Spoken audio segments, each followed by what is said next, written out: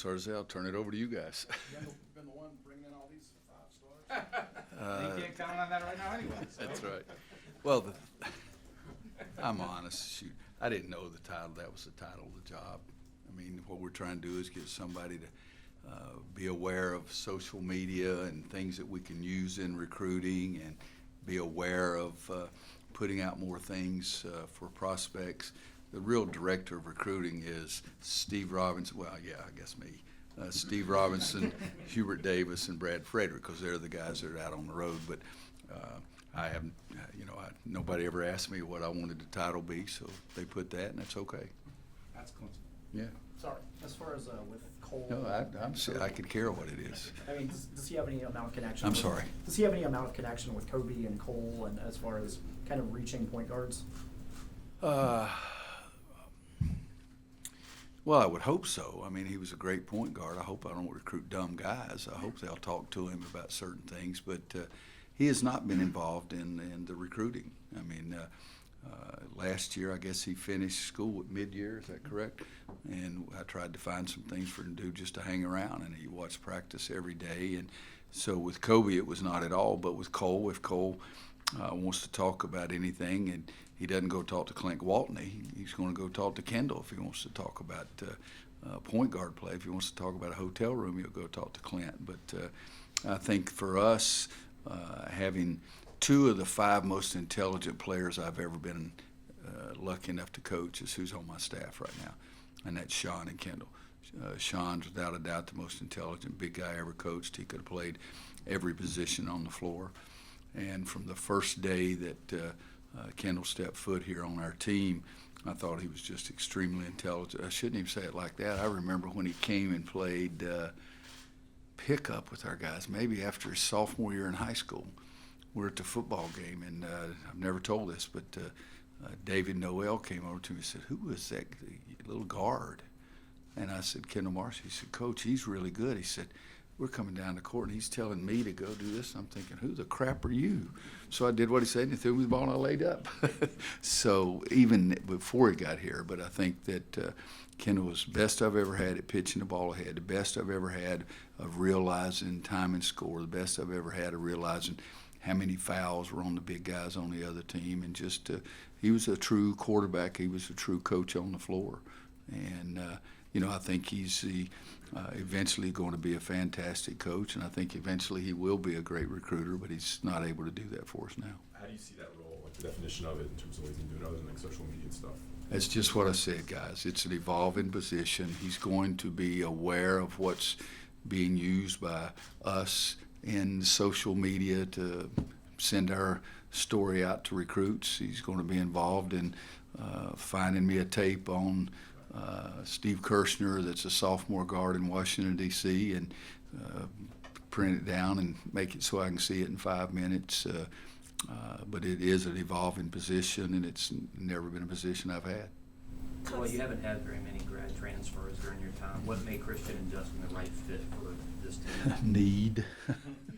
We needed some more guys. I think that we needed people on the perimeter. We didn't have as big a need up front. Christian gives you a little bit of scoring.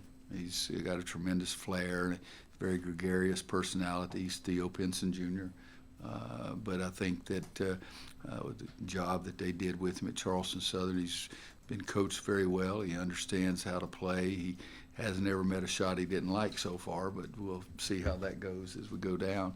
And then Justin played for Tony Shaver at William & Mary, and they were making a coaching change, and he was looking for some other place. And I think his quality he has that'll be more beneficial to us than anything right now is his rebounding.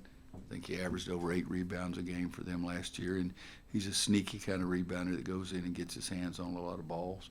But there was a tremendous need for a couple more players playing on the perimeter. With rebounding, obviously Christian is not a big guy, but his rebounding numbers are really strong for someone that size. Did you see something about his willingness to go and attack the board, so you like him? Well, he's just such and I'm not trying to say negative things about anybody, but he's a big-time athlete, and playing at a smaller level, he was just more athletic than a lot of the guys he's playing, and it'll be harder for him to have those kind of numbers for us but I do want him to go rebound the basketball. And the same thing with Justin. Is that last year I thought at times our team was really good when Kenny and Cam Johnson and those guys got to the board and helped us rebound. Typically, when you recruit kids, you get to know them over the course of time and get a gauge on what kind of a feel that they would have within inside of your program. When you're recruiting a couple grad transfers, you don't really have much of that opportunity. So what did you do in recruiting Christian and Justin to kind of find out if they would be good fits inside the program, aside from basketball? Well, I talked to their coaches. I mean, Barkley at Charleston Southern played for Eddie Fogler in South Carolina, so there was that friendship there, and me knowing him. Rick Duckett was one of our managers here and is a coach there, so that's some other source of information that I had on Christian. And again, and Tony Shaver and Jonathan Holm at William and Mary. So that was more than anything. It was not me just picking out a kid and saying, okay, now let's find out about him. I talked to all of those guys before we really made the offer. What do you think about the pay-for-play act in California? Do you think it's something that should happen here in North Carolina? I have no idea. It's so daggum complicated. It's going to become in 2023. Hell, I hope I'm alive in 2023. You know, I hope I'm still teeing it up. But I've always thought, I've never been one to say, yes, I'm for paying players. But I've used this. Some of you have even heard me say the same thing. When Peyton Manning was at Tennessee, the first football game they sold, and I'll miss the numbers now, I did have it. They sold like 50,000 jerseys at $76 a jersey, and Peyton Manning didn't get 1 cent, and that's not right. So I've always had that feeling. It's been the biggest feeling. But guys are so much better off now today than they were 10 years ago, and hopefully we'll keep moving and make it a lot better for the student athletes. I mean, now when Sean May was playing for me, we had a prospect in, and we took him out to eat with the prospect. We had to take that money out of his meal money. And when Sean was going to go home, he had to pay for it. We didn't have the cost of attendance thing that we have now that's made it much more student-athlete friendly. And so I'm hopeful that we'll keep making moves, but I've been trying to worry about if we're going to be able to stop somebody from scoring every time they wanted to, and I haven't read that law except for the fact that there's, you know, we're in the United States of America, and there's a lot of things that are going on that I think are a little wacko, but it takes a while to change things. Coach, what do you think about the new age recruitment as far as using social media? Like how this summer, how Armando just kept us up to pace with just a little, clues about who was coming, and it was just building excitement for fans. What was your thoughts on that, and do you see the necessity of social media for recruiting? I have no idea, guys. I still don't know whether it's tweet or twit. Come on now. So, I mean, I'm not on social media. I don't have YouTube or Instagram or whatever all those things are. I don't have any of that. I don't see it. If there's something that they think I need to see, they show it to me. I have no idea. And Armando's another one. I mean, he doesn't have much of a filter. And so there's no telling what he's going to say. But I think there is a place for certain things in social media because we're trying to impress people. I mean, recruiters like begging. Good God, that's all it is.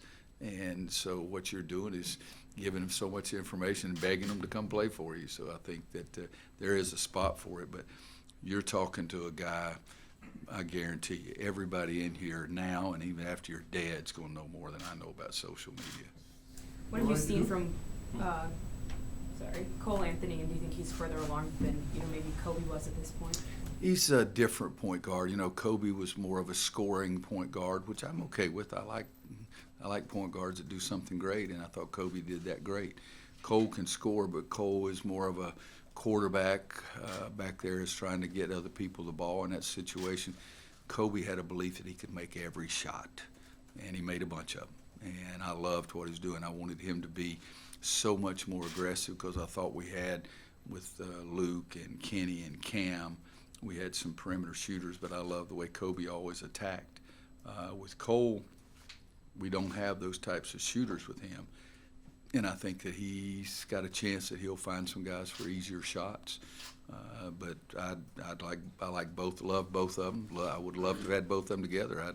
I would have sat over and leaned back in my lawn chair if I had both of them together. But they're different, and Cole is good defensively. I've said this to him and said it publicly. I think in high school he was the best defensive rebounding guard I'd ever seen, and we're going to need him to go rebound the defensive board for us too. And but still different players. It was fun watching them on the USA under-19 team, I think it was, when they were backcourt mates. It was fun watching that team. Is he a special athlete in terms of comparing him to some other players you've had, Cole?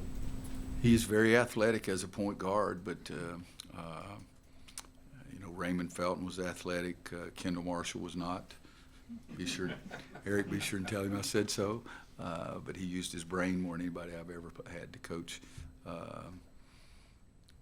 Cole's right up there, one of the athletic. I don't even know if have we officially measured everybody yet, Eric? Yeah, I don't know. Sometimes he looks like he's 6'5", sometimes he doesn't. But I like the way he plays. Personality-wise, how have Cole and Armando and Justin and Chris coming in meshed with some of the guys that have been around for a while? Well, I think it's been driven partially or mostly by B-Rob and Garrison. They've accepted them so quickly, and it's never been, these are the old guys and these are the new guys. It's never been that from the first day of practice.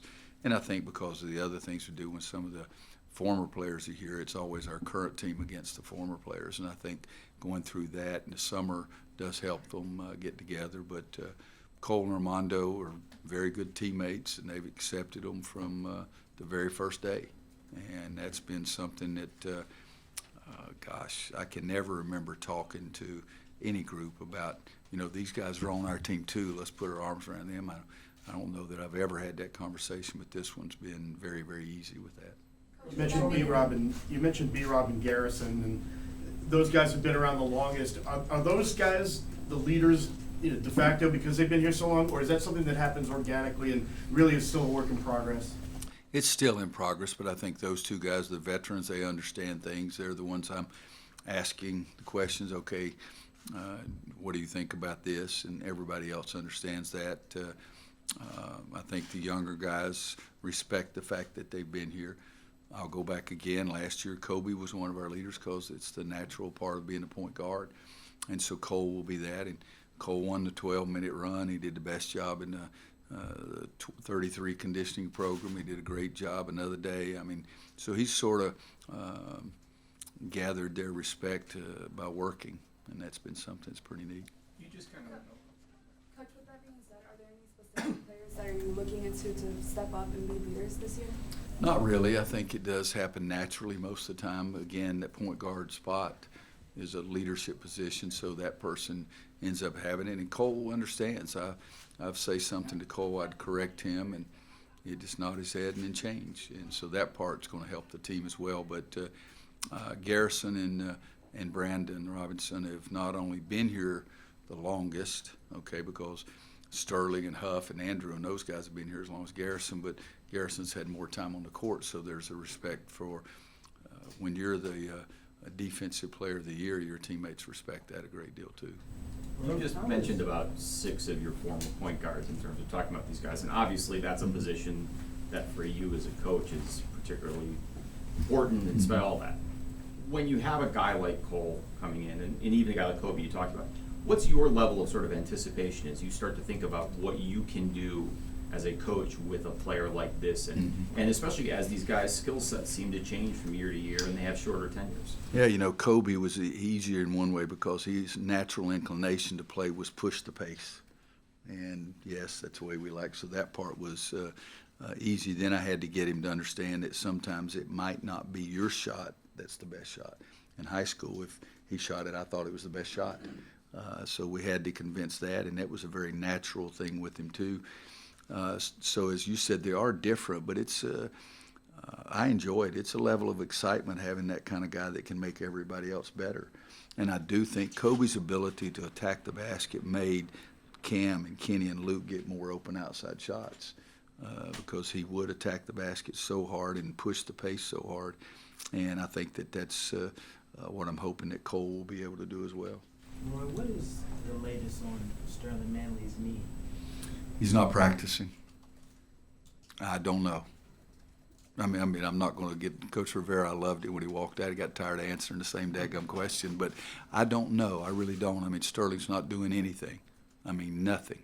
And the easiest way to figure that out is that when he gets to the point that he can start practicing, it will tell you. But he's doing nothing. I mean, well, I shouldn't say that. At the start of the big man drills, I pass the ball the first 6, and then he ambles out there and he passes the ball inside. And he doesn't shoot. He doesn't run. He doesn't get down in a stance. He doesn't. I mean, he's not playing. And if you're asking what's the progress report down the road, I have no idea. I have no idea. There's no other way you can ask me anything. I have no idea. I do not know when he will play, period. Do you have anything better? What Doug told me is that they are still evaluating what caused the recurrence of soreness in his knee.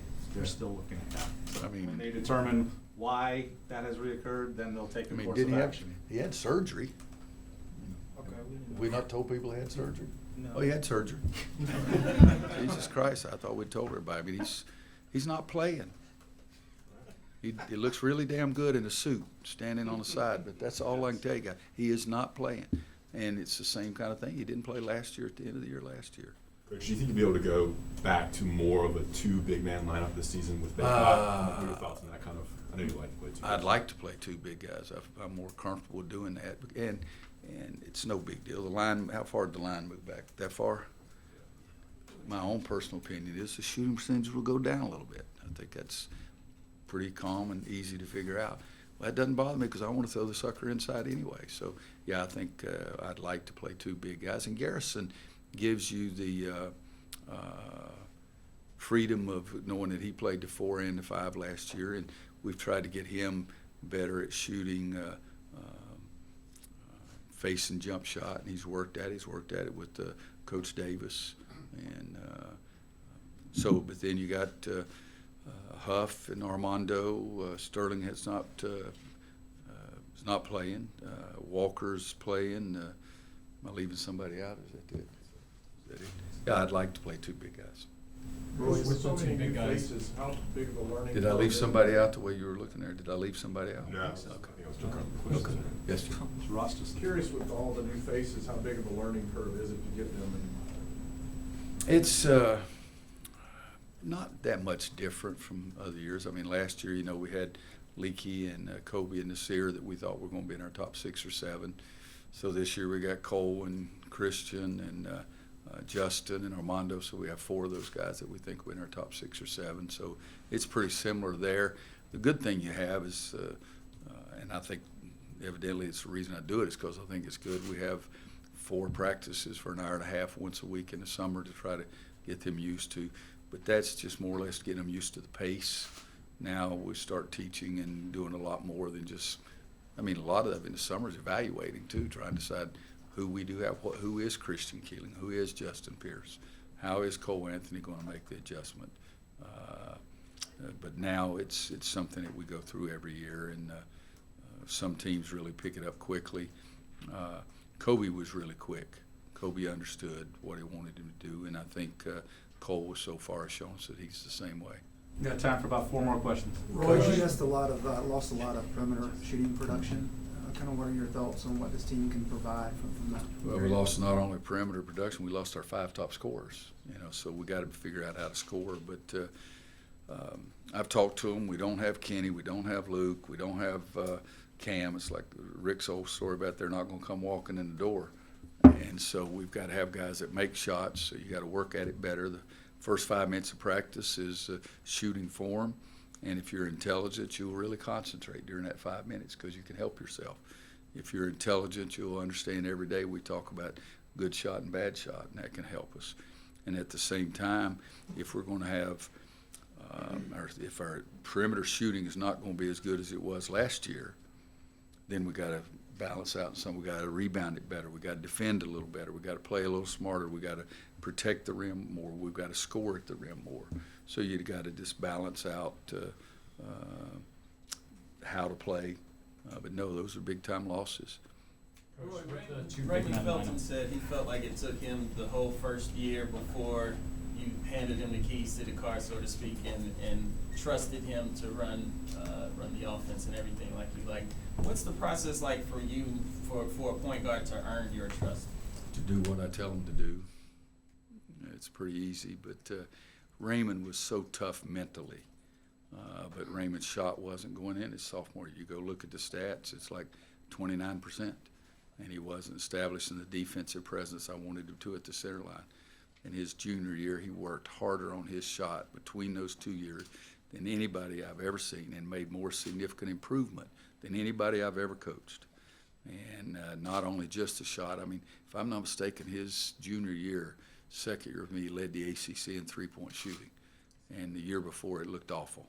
And that was nothing but his sweat. And he also established our defensive presence by drawing a line at the center line and making it difficult on the other team's guard. But, you know, I don't think that he didn't agree with what I was asking him to do. It just took a while for him to understand it and get better at it.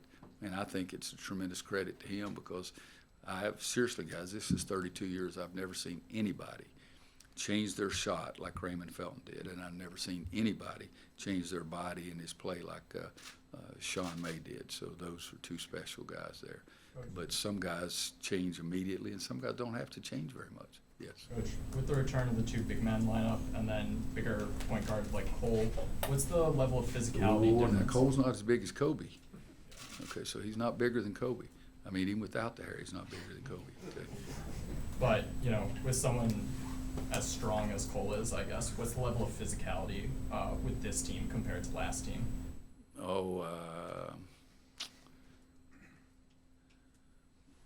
Geez. I think Kobe was just as physical as Cole. Kenny was very physical, drawing charges. Luke was very physical. Cam was not as physical. Neither say B-Rob's not as physical. We just got to be able to rebound the basketball. That's all it is. And the toughness issue between right ear and left ear is what I like better than necessarily physical play. I think beating the guy to the spot's better than trying to hit him when he comes across you. So for me, it's I don't talk about the physical part of it. I just talk about going and getting the ball off the board. Take two more. Coach, what do you want the identity of this team to become? And whatever that identity is, how long do you think it'll take to develop that with this current roster? Yeah, I don't know the answer to that, because I think we've had 4 practices this summer and had 4 right now, and I don't think you really get to know the identity of your team until you start playing games and having some adversity, and especially maybe a little earlier, late in your preseason practices, you play an exhibition or play a scrimmage, and we scrimmage Villanova again this year, so we'll know some more at that time. But I think it'll be a running team, and I think it'll be a good defensive team, even though we lost Kenny. Kenny was fantastic defensively, but I think that some of the other guys will pick it up a little bit and be pretty good defensively too. But I think it's right now, I can't tell you. Last question, Ed. Roy, we're in the last days of the so-called one and dones, and you always said you would have been right there with them had you been able to, and now that you are you conscious of that we're coming to the end of an era in a sense, and has it changed your recruiting? Not so far, no. I think that when it changes, everybody's going to have that decision to make. Okay, do I recruit Ed, or is he going to go straight to the NBA? Well, if he's going to go straight to the NBA, I better make sure I recruit Luke. Something like that. I think it'll change. My first year back here is when was the last year that you could go straight to the NBA. And I remember just trying to find out what J.R. Smith and Marvin were going to do, and going to Marvin's home, and we left, and I said, he's going to the NBA, and I went to J.R.'s home and left there in J.R., and I said that he's going to go to the NBA, and I went to see Marvin. Marvin said he was coming. But so we'll make adjustments like everybody will have to. I think you'll still try to recruit the best players, but you don't want to recruit the 5 best, because if they all leave, then you don't have anybody. And I think one last thing, too, and I may have said, I thought we had said that Sterling, when did he have surgery? Yeah, it's after the season, so I didn't come and talk to you. And I'm not on Twitter or whatever the hell it is, so I didn't send you a tweet that Sterling was having surgery. Is there an official diagnosis on Sterling? It's a sore left knee. Sore left knee. Yeah, and seriously, that's guys, I mean, you know what they call, there's a reason Now think of this. There's a reason they call it medical practice.